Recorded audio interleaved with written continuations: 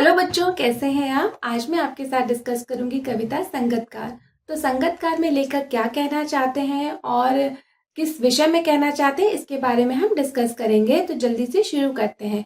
तो संगतकार कविता गायन में मुख्य गायक का साथ देने वाले संगतकार की भूमिका के महत्व पर विचार करती है। ये बताती है कि जो संगतकार मतलब जो मुख्य गायक, अगर जैसे आपने कभी गाना गाते हुए लोगों को सुना होगा तो पीछे कोरस में लोग गाते हैं ना, उसमें साउंड में एक इफेक्ट देने के लिए आपने कई बार सुना होगा, आवाज गूंजती है या पतली या मोटी आवाज हो जाती है, तो वो जो लोग मुख्य गायक के पीछे गाते हैं उसको हम संगतकार कहते हैं। तो दृश्य माध्यम की प्रस्तुतियों जैसे नाटक, फिल्म, संगीत, नृत्य के बारे में तो यह सही है ही, लेकिन हम समाज और इतिहास में भी ऐसे अनेक प्रसंगों को देख सकते हैं जहां नायक की सफलता में अनेक लोगों ने महत्वपूर्ण भूमिका निभाई है।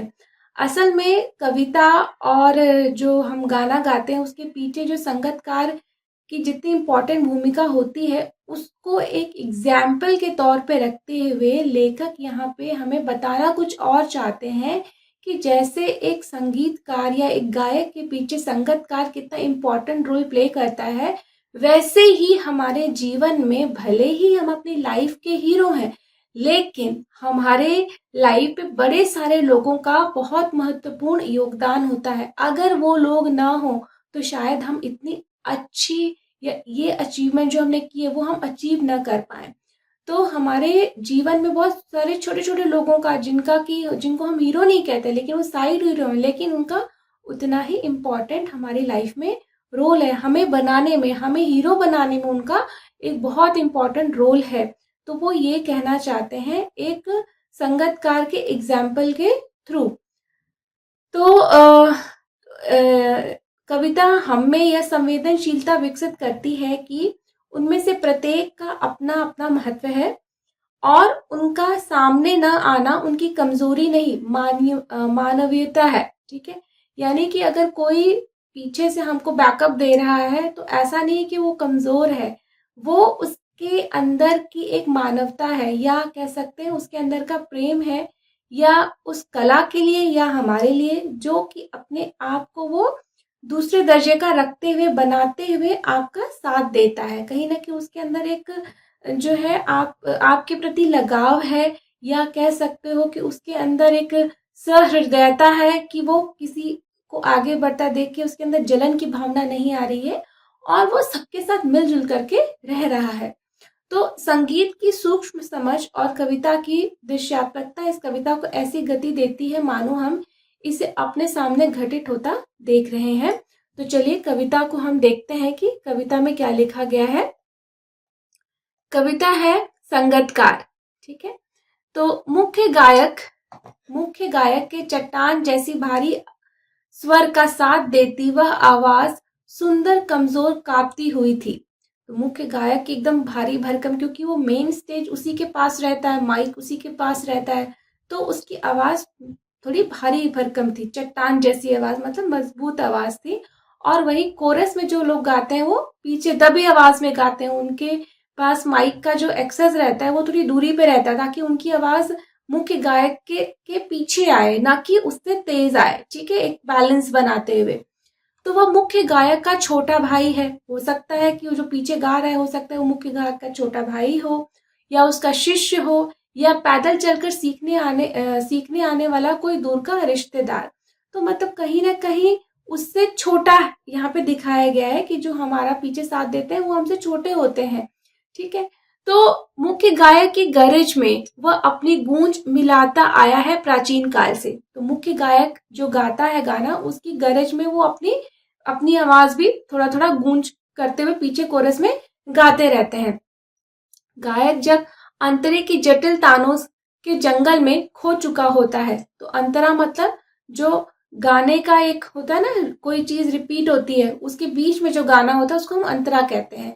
जैसे कोई एक हम होंगे कामयाब एक दिन, इसके बाद ये वाला जो गाना है ये मुखड़ा है, और इसके बाद जो आता है वो अंतरा है, फिर वापस से मुखड़ा आएगा, फिर अंतरा आएगा, ऐसे।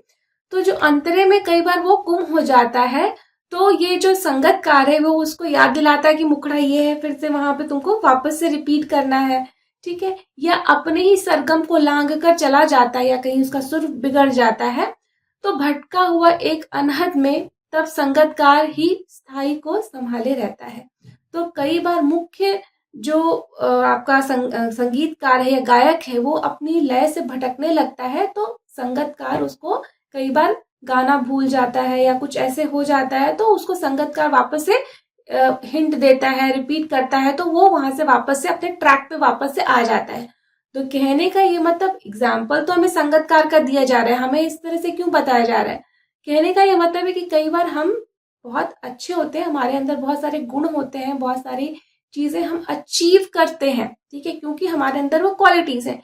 लेकिन इसका ये मतलब बिल्कुल नहीं है कि जो हमारे अंदर क्वालिटीज है वो तभी सामने आ पाएंगे जब हमारे को कोई गाइड करेगा या हमारा कोई ख्याल रखेगा, तो उसके महत्व को हम ये कम नहीं कर सकते। हमारे समाज में भी बहुत सारे लोग छोटी जॉब करते हैं, जैसे क्लर्क की जॉब करते हैं, छोटी तो कोई जॉब नहीं होती है, लेकिन वो एक कह सकते हो कि वो मुख्य नहीं है। जैसे कि अगर हमारे शहर में देखा जाए तो हमारे शहर का जो सबसे मुख्य जो आदमी है वो डीएम है, डिस्ट्रिक्ट मजिस्ट्रेट है, उसी के अंडर में सारे लोग काम कर रहे हैं। तो इसका मतलब नहीं है कि उनका काम छोटा है, लेकिन उनका काम बहुत महत्वपूर्ण है। कई बार जो है जितनी भी बड़ी पोस्ट पे कोई बैठा रहे वो अपने मुख्य लक्ष्य से भटक जाता है, तो ये जो उनके नीचे काम करते हैं वो उनको लक्ष्य को याद दिलाते हैं। ऐसे हमारे घरों में भी हम भले ही कितना पढ़ने लिखने में तेज हों, लेकिन हमारे माँ बाप, खासकर माए, वो हमारे खाने पीने, रहने पहनने, हमारे स्वास्थ्य सबका ध्यान रखती हैं। तो इसका मतलब ये नहीं है कि वो हमसे कहीं कम है, ठीक है, वो हमारे हमारे लक्ष्य के प्रति वो भी उतने ही समर्पित है जितना कि हम हैं। तो हम उनको इस तरीके से तुलना करके कहीं कम नहीं समझें। इसलिए कविता में उनकी भूमिका को परोक्ष रूप से दर्शाने के लिए संगतकार का एग्जाम्पल लिया गया है। कई बार हमें ऐसा वहम हो जाता है या कई बार हम बहुत अहंकारी हो जाते हैं कि सब कुछ तो मैं ही कर रहा हूँ, पर ऐसा नहीं है।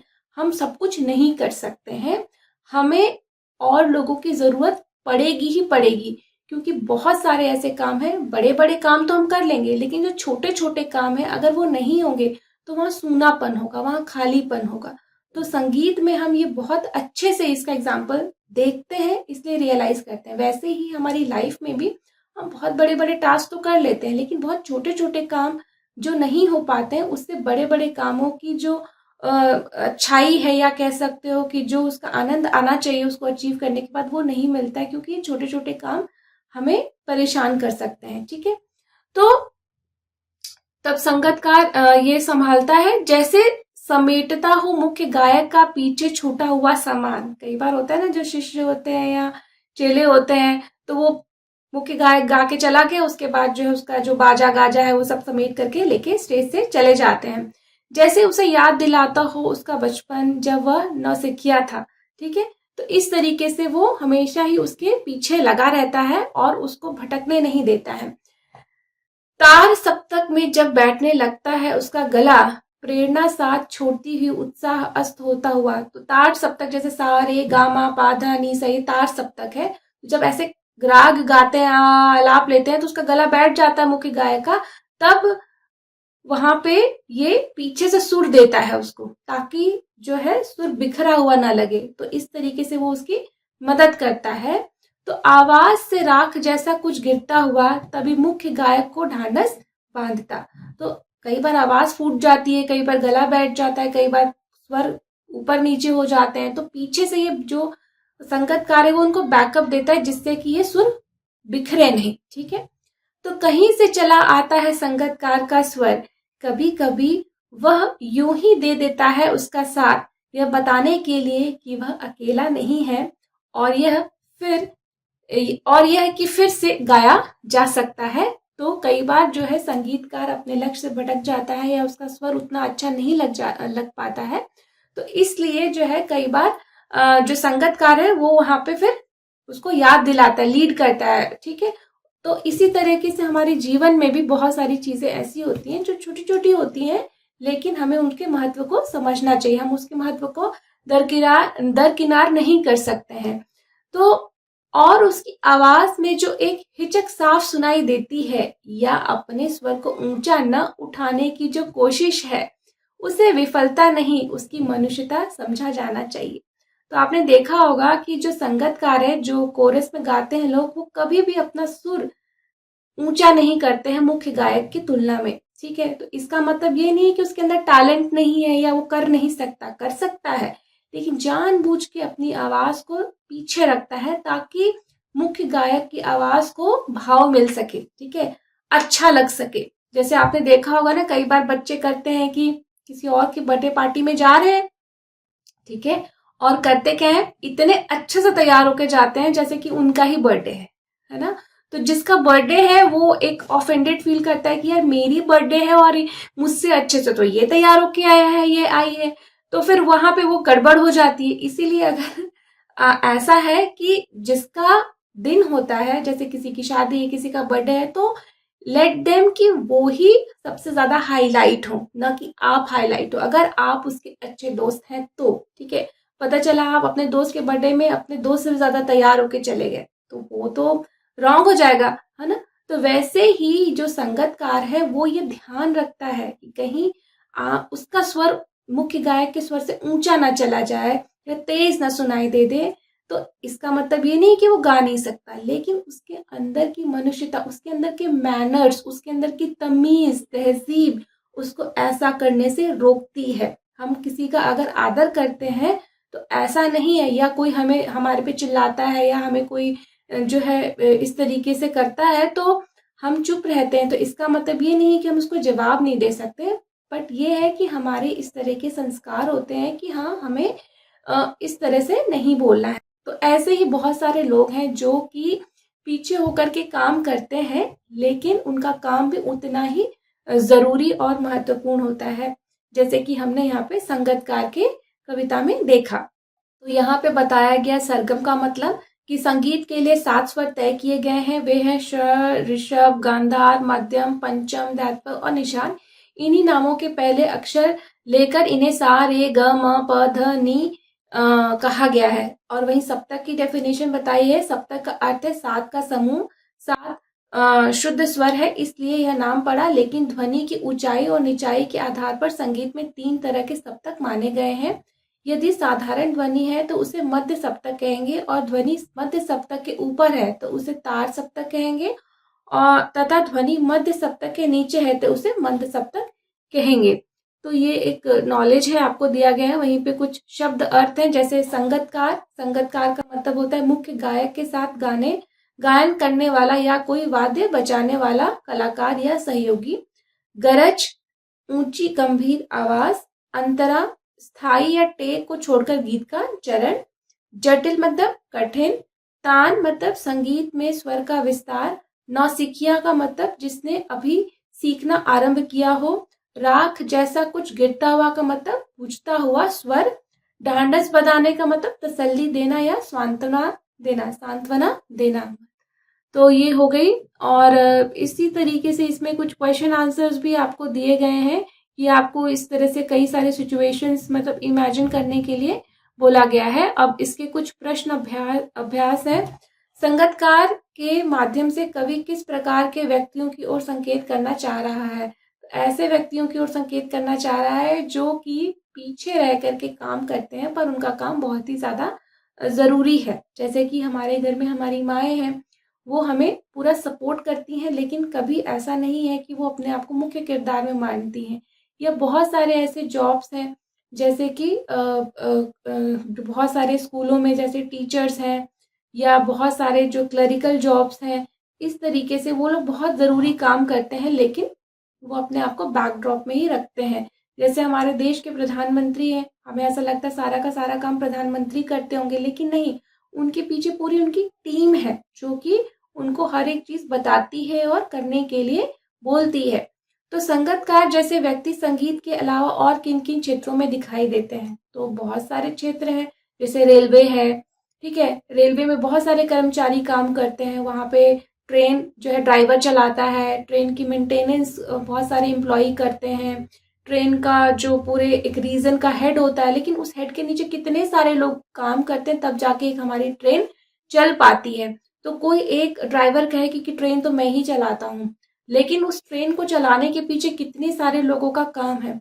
वैसे आपने देखा अभी बहुत सारे एस्ट्रोनॉट अभी स्पेस में जाते हैं। एस्ट्रोनॉट जाते हैं स्पेस में, लेकिन उसके पीछे कितने सारे लोग जो कि जिनका की नाम भी हम नहीं जानते हैं, कितने सारे इंजीनियर हैं, कितने सारे फूड टेक्नोलॉजिस्ट हैं, कितने सारे लोगों का मेहनत है तब जाकर के एक आदमी स्पेस में जा पाया है। तो इस तरीके से हम देखते हैं कि बहुत सारे फील्ड ऐसे हैं, बहुत सारे क्या लगभग सभी फील्ड ऐसे होते हैं जिसमें कि इस तरह का जॉब होता है कि एक आदमी हाईलाइटेड होता है और बाकी उसके बैकड्रॉप में बहुत सारे लोग काम कर रहे होते हैं। जैसे फिल्म मेकिंग भी ऐसा ही है, आपको एक हीरो हीरोइन दिखती है, लेकिन उसके पीछे कितने सारे एडिटिंग जॉब्स होती हैं, साउंड रिकॉर्डिंग होती है, कैमरा सेटिंग्स होती है, मेकअप आर्टिस्ट होते हैं, डांस डायरेक्टर होते हैं, एक्शन डायरेक्टर होते हैं। बहुत सारे लोगों की मेहनत होती है तब जाके एक पिक्चर बन पाती है। तो ऐसे बहुत सारे फील्ड हैं। संगीतकार किन किन रूपों में मुख्य गायक गायिकाओं की मदद करते हैं? तो एक तो उनको मतलब सुर उनके बिखरने नहीं देते हैं, कभी वो अंतरे में उलझ जाते हैं तो उनको वापस ट्रैक पे लाते हैं, गाना याद दिलाते हैं। इस तरीके से वो उनकी मदद करते हैं। कभी उनकी आवाज जो है वो बिखर जाती है तो फिर से उनको जो है पीछे से सुर देते हैं ताकि उनकी आवाज बिखरी हुई ना लगे, सुर टूटा हुआ ना लगे। इस तरीके से उनकी डिफरेंट तरीके से मदद करते हैं।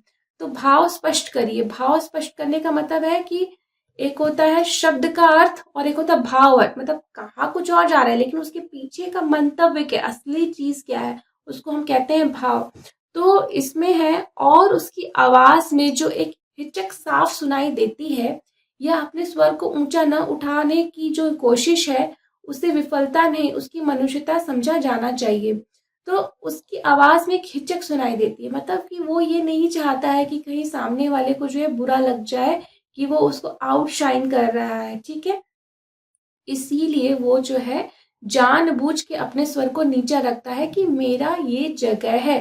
तो कहने का मतलब है बहुत सारे लोग समाज में ऐसे हैं जो कर तो बहुत कुछ सकते हैं, लेकिन वो जानबूझ के अपने आप को अपने रोल तक ही सीमित रखते हैं, अपने जो उनका काम है वही तक सीमित रखते हैं ताकि सामने वाला जो है वो अपनी जॉब को और अच्छे से कर सके। वो उनके हेल्पिंग हैंड बनते हैं, ना कि उनके कॉम्पिटिटर बनते हैं, ठीक है। अब आपकी मम्मी आपसे कंपटीशन करने लगे कि ये पढ़ रहा है तो मैं भी पढ़ूंगी, ठीक है। तो आपको हेल्पिंग हैंड की जरूरत है, कॉम्पिटिटर की नहीं। तो वैसे ही अगर रेलवे है, रेलवे में सभी लोग आपस में कंपटीशन करने लगे कि मैं ही मेन हूँ, मैं ही मेन हूँ, तो नहीं, आप सबका एक टीम वर्क है, लेकिन टीम का एक ही लीडर होता है। तो ये बात समझने वाली बात है। तो इसमें भाव यही है कि बहुत सारे लोग लीड कर सकते हैं, लेकिन लीडर एक ही हो सकता है, और इसीलिए जो है बहुत सारे लोग जो है वो पीछे रहते हैं और मदद करते हैं एक किसी काम को एग्जीक्यूट करने के लिए या होने के लिए, ठीक है। तो इसलिए ऐसा नहीं समझना चाहिए कि वो विफल है या वो फेल हो गए या वो आपसे कम है, ठीक है। उनकी विफलता नहीं है, बल्कि ये उनके अंदर का अच्छा दिल है, साफ उनका जो है मंतव्य है कि हाँ ये अच्छा है, इसको आगे बढ़ाओ और हम इसके साथ इसकी मदद करेंगे, ठीक है। तो ये उनकी मनुष्यता है, ये उनका अच्छा दिल है, ये उनके संस्कार है। तो इसका ये मतलब है किसी भी क्षेत्र में प्रसिद्धि पाने वाले लोगों को अनेक लोग तरह तरह से अपना योगदान देते हैं। कोई एक उदाहरण देकर इस कथन पर अपने विचार कीजिए। जैसे कि हम पिक्चर बनाते हैं, पिक्चर में हीरो हीरोइन है, लेकिन हीरो हीरोइन के पीछे dance director, makeup artist, acting director, action director और dress costume designer, cameraman, photographer, ठीक है, स्टोरी राइटर, स्क्रिप्ट और साउंड रिकॉर्ड, कितने अनगिनत लोगों की मेहनत रहती है, लेकिन हमें पर्दे पे दिखता कौन है? केवल हीरो और हीरोइन। तो ये एक उदाहरण है, आप इसे देख सकते हैं कि ऐसे आप बता सकते हैं।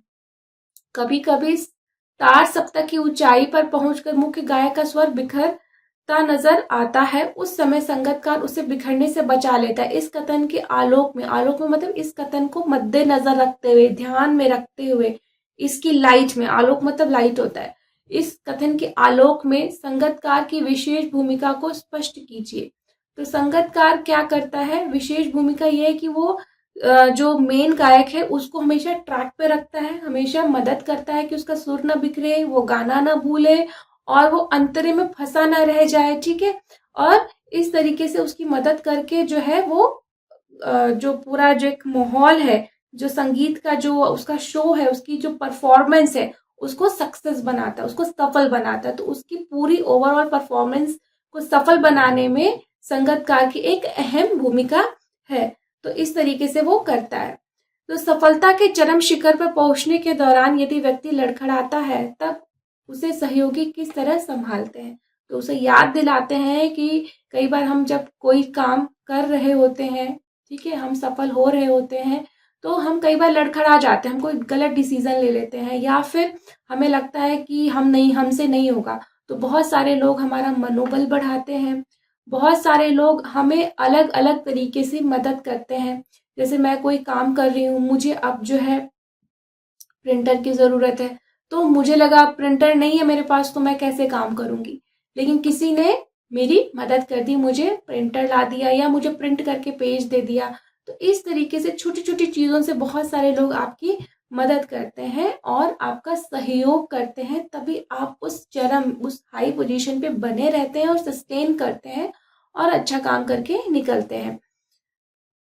तो ये थी इस कविता की एक्सप्लेनेशन। आई होप कि आपको अच्छे से समझ में आया होगा, और आपको अच्छे से समझना है तो आप इसको बार बार इस कविता को पढ़िए, सोचिए गंभीरता से कि क्या लिखा गया है, तो आपको और अच्छे से ये कविता समझ में आएगी। Thank you so much.